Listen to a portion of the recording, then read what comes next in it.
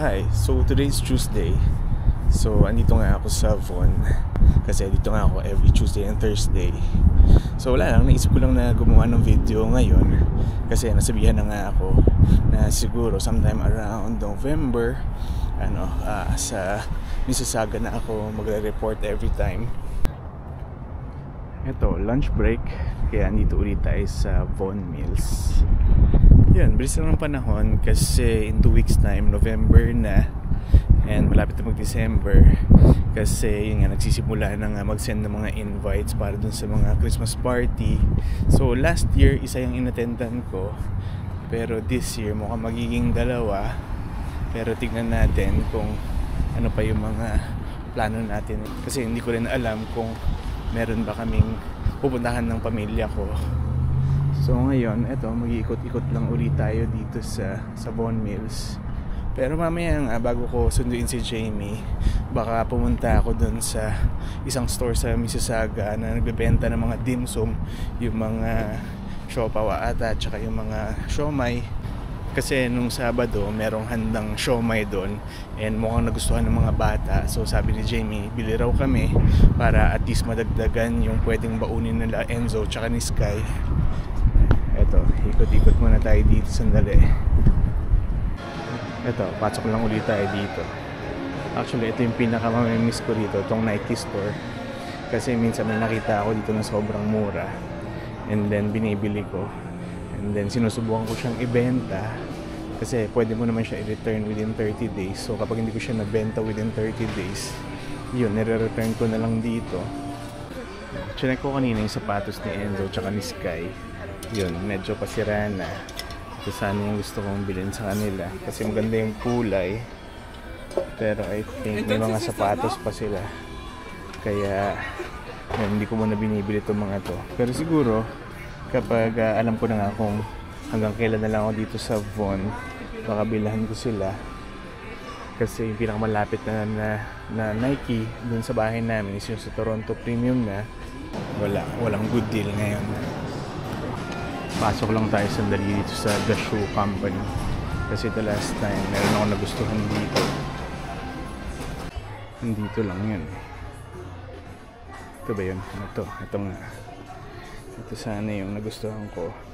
Kaya lang, problema, halos kapareho siya ng ito yung ginagamit ko ngayon. Pero iniisip ko nga kung ibibenta ko na lang to kasi mura ko lang siya nabili. That time kasi parang around 80 ko lang ata siya nabili. And pero problema ngayon, ito regular price siya, and hindi ako usually bumibili ng regular price na sapatos kasi madalas naman nagsisale dito, like yung recently nga, yung mga back to school sale. Ito, sinukat lang natin kasi sobrang gusto ko talaga siya dahil sobrang comfortable. Nagagandahan talaga ako. Yan yung itong ang sinusuot ko ngayon, yung halos kapareho rin niya. Yan lang kasi yung sapatos ko na pang trabaho kasi hindi ko naman kailangan ng madami kasi kapag Monday to Thursday, ito nga yung suot ko, dress down kasi, kaya it's either nagsisneakers ako or nagra-rubber shoes. Yun, so yun yung ginagawa ko kapag lunch break kasi 1 hour lang, pero since maliit lang naman tong Von Mills, kaya naiikot ko siya ng 1 oras.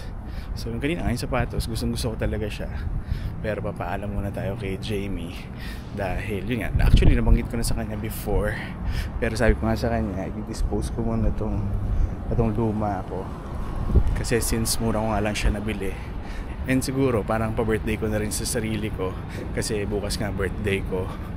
Yun, tatanda na naman tayo.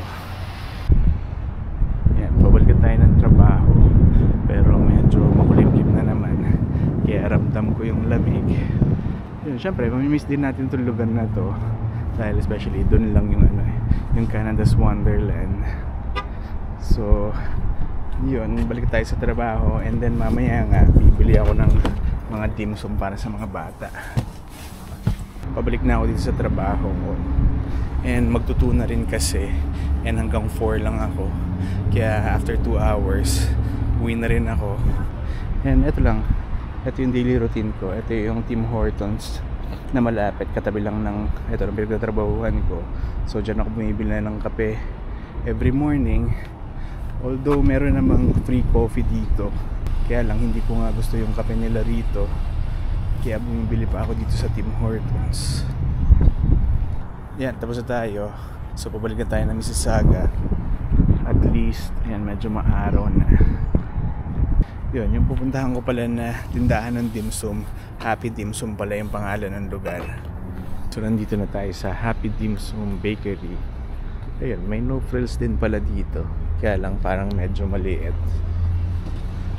Medyo matagal din yung biyahe natin kasi yung street na malapit dito, traffic siya. So siguro more or less mga 1 oras din. Syempre, epic fail. Ayan, every Tuesday sarado pala sila. Ayan, so wala tayong nabili. Sunduin na natin si Jamie.